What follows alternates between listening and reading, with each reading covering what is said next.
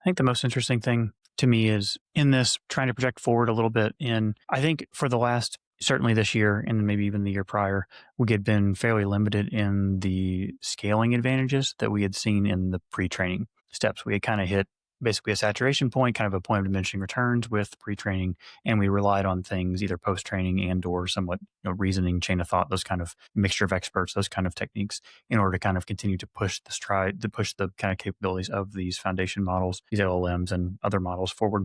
I think that what we're going to finally see is a little bit of maturing with the Blackwell chips going forward. And I think what that might result in is the private or these, privately funded models continuing to outpace open source. These hyperscalers are going to have access to more Blackwell chips. They're going to have access to more, kind of the most pre-training data. And if we return back to traditional scaling laws in the pre-training steps, I actually think you're going to see kind of a compounding advantage being given to these private models compared to open source. And anytime, those chip advancements trickle down to the open source, you'll kind of start to see them close that gap. And I think you'll kind of constantly see this like almost accordion effect where you kind of see this, this expansion and the shrinking. I think the other interesting question to me becomes, for how many use cases is good enough? Meaning, at how many different use cases, like obviously scientific discovery or something like that, you're always going to want to be on the bleeding edge. But if I seem to rewrite an email or something, when is edge AI and kind of these open source models and these kind of things going to be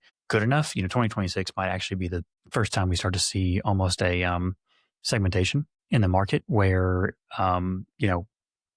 it's similar to how like Cursor runs an auto, model switching, basically, where it kind of is smartly inferring which model is best suited for the job. It's trying to optimize for cost and speed, going like that. I think that you're going to see this kind of integrated across the tech stack, especially so long as the chips remained constrained, right? Like you're not going to be able to use Gemini 3 and Opus 4.5 and whatever the leading model is from XAI or OpenAI or otherwise for every task. It's going to be too cost prohibitive. It's going to be too kind of token intense. And so I think you're going to see some smart routing, for lack of a better term, from these companies, probably mostly under the hood. I don't think they're going to, have users selecting their models. I think they're going to have kind of an auto toggle or a select your model toggle, and then it's going to kind of be streamed to the users that way. But that's kind of the way I see it. I think we've been kind of at a little bit of a pause in the pre-training scaling laws. And with Blackwell, we have our first potential to return to that. And if we in fact do see that, we're basically going to see, the Colossus 2 cluster as an example from XAI producing the best model in the world.